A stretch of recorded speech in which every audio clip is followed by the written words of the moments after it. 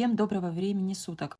Знакомо ли вам такое, когда вдруг среди ночи без всякого будильника вы открываете глаза и без причины смотрите на часы около 3 часов ночи? Ваше сердце начинает биться быстрее, приходит беспричинное чувство тревоги и беспокойства, и сразу же в вашей голове начинает крутиться карусель мыслей о работе, о проблемах или делах, которые вы не успели сделать. И самое худшее, что сон уходит, и вы не можете уснуть, как бы ни старались. Вы ворочаетесь сбоку на бок, считаете овечек, пьете молоко с медом, слушаете мантры и медитации. Ничего не помогает. А потом с утра, услышав звон будильника, начинаете свой день уставшим и разбитым. Ужасное, досадное состояние. Оно выбивает из колеи, забирает энергию и, главное, непонятно, почему мозг так жестоко с нами поступает. Зачем он нас будет именно в то время, когда под циркадным ритмом у здорового человека должна быть самая глубокая, сладкая фаза сна. Та самая, когда даже гром не разбудит, но в какой-то момент что-то идет не так, и мозг выбрасывает нас из этой фазы как будто с помощью катапульты. Напишите в комментариях, просыпаетесь ли вы в 3 часа ночи. Если вы сталкивались с этим состоянием, просто знайте, что вы не одиноки. Миллионы людей по всему миру каждую ночь испытывают это чувство, и когда они обсуждают эту проблему с родными или с врачом, им, как правило, говорят, это все стресс, попей успокоительных. Так ли это? Сегодня вы узнаете, что пробуждение в 3 часа ночи связано с расстройством нервной системы в последнюю очередь. Обычно причины этой проблемы кроются в настолько простых вещах, что, сделав несколько простых действий, вы улучшите свой сон и прекратите просыпаться среди ночи. Итак, стресс и тревога, которые вы испытываете в 3 часа ночи, это лишь симптом, но есть коренная причина, из-за чего мозг заставляет надпочечники вырабатывать адреналин, чтобы разбудить нас. Дело в том, что наш мозг — признанный лидер по потреблению глюкозы среди всех внутренних органов, и это невзирая на свой достаточно скромный вес. До 50%, то есть до половины ежедневно поступающей в организм глюкозы, используется только мозгом, причем мозг не способен долго хранить запасы энергии и нуждается в постоянном притоке глюкозы. Основной источник глюкозы — это углеводы.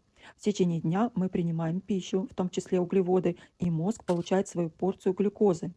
Но вот мы легли спать. Поступление глюкозы из пищи прекращается. Значит, в дело идут запасы из депо печени. Но и они заканчиваются постепенно. И это происходит как раз в районе 3 часов утра или ночи.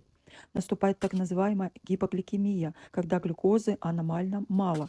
Критическое снижение уровня глюкозы в крови — это опасное состояние для организма, так как головной мозг перестает получать достаточное количество энергии. В такой ситуации незамедлительно активируются надпочечники и выбрасывают в кровь большое количество адреналина. Для чего? Это аварийная сигнализация. Она досталась нам в наследство от наших древних предков. Она срабатывает, чтобы разбудить нас и чтобы, по мнению мозга, не дать нам умереть. Мозг как бы говорит нам: срочно вставай и что-то делай. Глюкозы критически мало, и это опасно.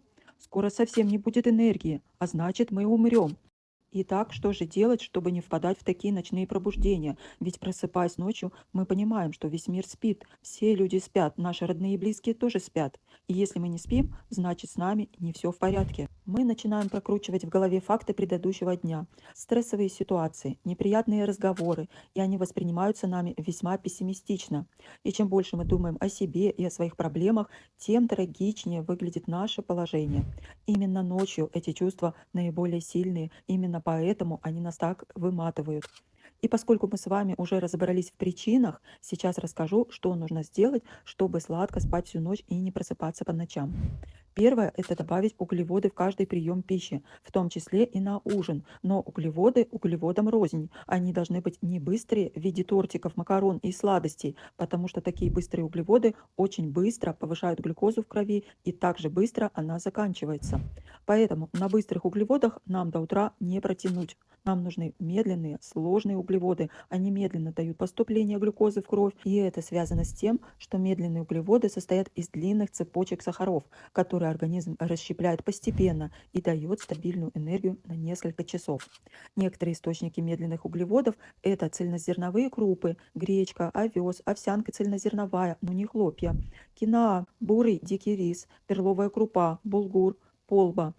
Овощи– это все виды капусты, брокколи, брюссельская, цветная, листовая зелень, шпинат, рукола, кабачки, спаржа, тыква, стручковая фасоль, баклажаны, сладкий перец, репа, сельдерей, рис. Из бобовых это чечевица, все сорта, нут, фасоль, белая, красная и черная, мажь, горох лущеный. А также фрукты и ягоды с низким гликемическим индексом, авокадо, грейпфрут, зеленые яблоки, черника, малина, ежевика, клубника. Например, фрукты ешьте в первую половину дня, бобовые с овощами на обед. Овсяную цельнозерновую кашу с ягодами или запеченное рагу из тыквы, кабачков и цветной капусты можно на ужин. Таким образом, вашего запаса медленных углеводов вашему мозгу хватит надолго. С углеводами мы разобрались. Теперь поговорим о печени, которая, как мы говорили, является источником запасов глюкозы в виде гликогена, резервного полисахарида, который служит резервом углеводов в организме. Печень взрослых людей содержит запас гликогена, достаточный для поддержания нормального уровня глюкозы в крови в течение 24 часов после последнего приема пищи. Так почему же нам не хватает этих запасов даже на ночь, и мы просыпаемся?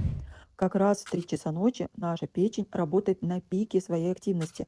Она проводит генеральную уборку, обезвреживает токсины, перерабатывает алкоголь, лекарства, продукты распада гормонов. Это ее звездный час.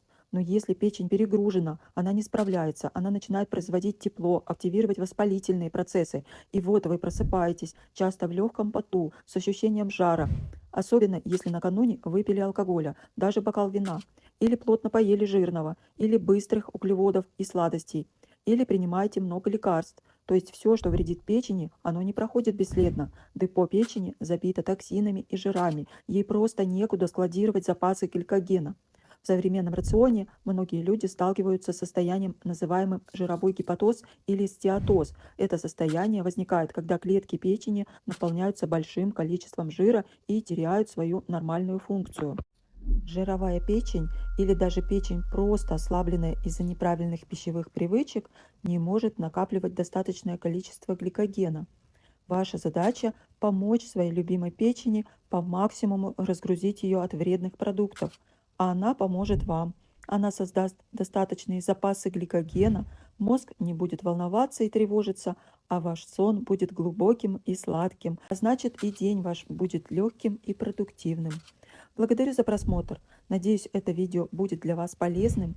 Подписывайтесь, ставьте лайк, и пусть ваши ночи будут наполнены волшебством и приятными сновидениями.